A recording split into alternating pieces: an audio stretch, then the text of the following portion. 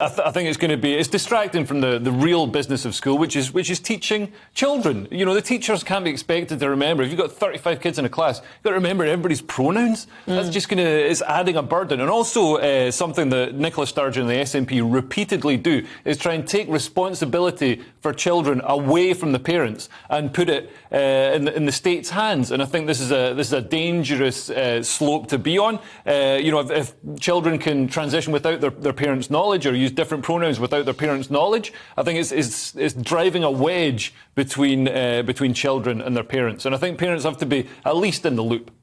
Calvin. Look, I think gender dysphoria is a serious issue, and I think if a child is suffering from it, they should have a relationship with their parents, and potentially their teachers should be looped in so everyone knows what's going on. But this is going to be a long, long conversation because there's no such thing as a trans child. You cannot change the gender of a child. That's child abuse. Therefore, a child cannot dictate to the teachers what pronouns to be referred to. They cannot dictate to the school what uniform they're going to have to wear. They're going to follow the school rules. The boys wear boys' uniform, girls wear girls' uniform.